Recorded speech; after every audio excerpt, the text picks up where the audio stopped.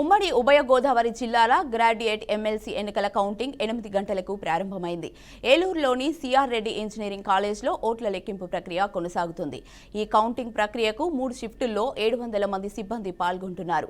ఉమ్మడి గోదావరి జిల్లాలో 3,14,902 మంది ఓటర్లు ఉండగా 2,18,984 మంది ఓటర్లు తమ ఓటు హక్కును వినియోగించుకున్నారు.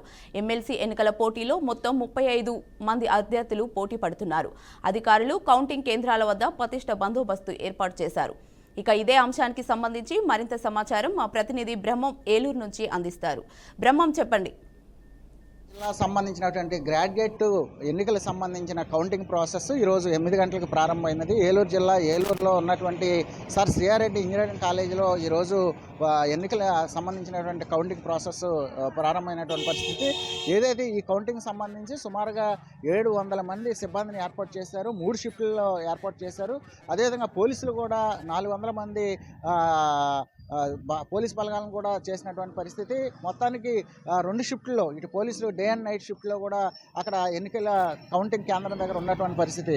ప్రధానంగా మనం చూసుకుంటే ఏదైతే ఎమ్మెల్సీ ఈ ఎన్నికలు జరిగినటువంటి నేపథ్యంలో సుమారుగా 2 ఉభయ గోదావరి జిల్లాలకు సంబంధించి 3,14,902 మంది ఓటర్లు ఉండగా సుమారుగా 2,18,984 మంది ఓటు హక్కును వినియోగించుకున్నారు.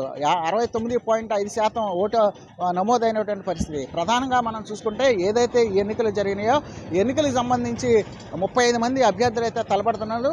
35 మందిలో ప్రధానంగా మనం చూసుకున్నట్లయితే ఎన్డీఏ కూటమి బలపరిచినటువంటి అభ్యర్థి రాజశేఖరంకు, అదేవిధంగా పీడీఎఫ్ అభ్యర్థి అయినటువంటి దిడ్ల వీర్రాఘవులకు మధ్య ప్రధానమైనటువంటి పోటీ ఏర్పడుతుంది.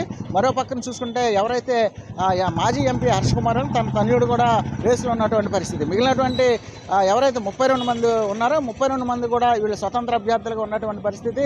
ఏదైనప్పటికీ కూడా మనం చూసుకున్నట్లయితే ప్రధానంగా ఇటు ఎన్డీఏ కూటమి అభ్యర్థి, అదేవిధంగా పీడీఎఫ్ అభ్యర్థి ఇద్దరి మధ్యనే పోటీ అయితే తీవ్రంగా ఉన్నటువంటి పరిస్థితి. మరో పక్కన ఏదైతే వైసీపీ పార్టీ ఉందో వైసీపీ పార్టీ అయితే ఎన్నికలకు దూరంగా ఉన్నటువంటి పరిస్థితి అయితే ఉంది. ప్రధానంగా మనం చూసుకుంటే ఏదైతే 2024 సార్వత్రిక ఎన్నికలు వచ్చిన తర్వాత ఇటు తెలుగుదేశం పార్టీ కూడా చాలా ప్రతిష్టాత్మకంగా ఈ ఎన్నికలను అయితే తీసుకున్నటువంటి పరిస్థితి.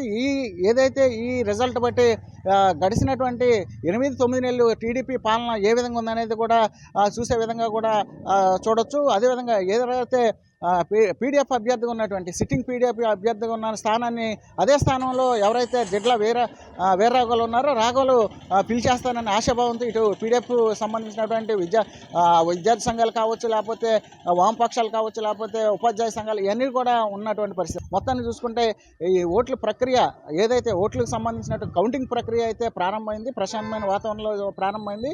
ఈ ఎవరైతే లోపలికి వెళ్ళి ఏజెంట్లు కావచ్చు, లేకపోతే అభ్యర్థులు కావచ్చు, వీరందరూ కూడా ఎవరు కూడా దీనికి సంబంధించి ఎలక్ట్రానిక్ పరికరాలు కావచ్చు, సెల్ ఫోన్లు కావచ్చు ఇటు తీసుకెళ్లొద్దని చెప్పేసి 2 అంచెల భద్రత ఏర్పాటు చేశారు. ఎక్కడికక్కడ స్క్రూటినీ చేస్తున్నటువంటి పరిస్థితి కూడా కనిపిస్తుంది. మొత్తానికైతే ఈ ఓట్ల లెక్కింపు ప్రక్రియ అయితే ప్రశాంతమైన వాతావరణంలో ఏలూరులో జరుగుతుంది. ఇదే పరిస్థితి.